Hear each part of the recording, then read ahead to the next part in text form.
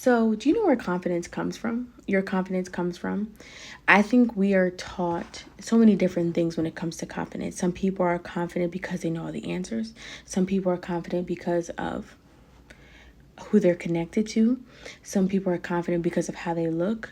But where does your confidence come from? When you put yourself out in the world, what makes you feel confident? If you have a page like I do, what makes you feel confident, to speak about and talk about the things that you do, to show up the way that you do, right? So I have really had this amazing kind of like aha moment because, taking the time to really get to know who I am, I learned so much about me. And I used to be so hard on myself because I didn't retain small facts and information. And that made me feel less smart, less confident.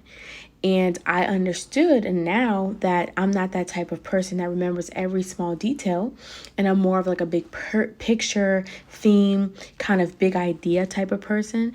And so as I go over the, secret language of the body, I did not burden myself with the responsibility of trying to remember every single thing. Because let me just show you guys the book that I reference when I'm talking about, your emotions. This is pretty thick. This isn't just like a little pamphlet. It's a pretty nice sized book. And it's a lot of information. It's a lot of different body parts. Some of these are processes. So I decided that my confidence comes from not having all the answers. God, no, I don't have all the answers. I'm even still healing different things in myself. So I'm not being perfect. I don't have all the answers. Nobody's guru.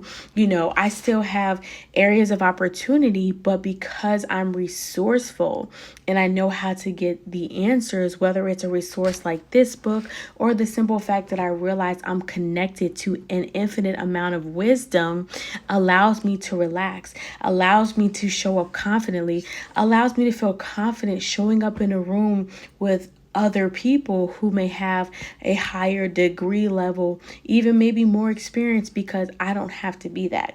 I find confidence in experiences for myself, but then also practicing, even holding sessions. Like I had a session today and I was so calm. I was so relaxed. And I think something that began to shift in me, because of course we're taught, somehow when we're helping people, it's our responsibility to make sure that they heal.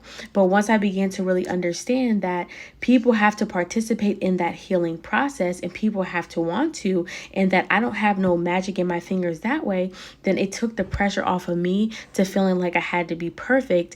And that if somebody doesn't participate and get the results, that takes a shot at my confidence, when it doesn't. Because anybody who's willing and open to heal can. If they believe they can, they will. But if they don't want to show up and they're very reluctant and resistant and they're not trying to answer the questions and it's like, oh, I don't know, or it's too painful, and they don't make a change, it doesn't take away from my experience and my knowledge. I can still be confident knowing I showed up to do what I was supposed to do.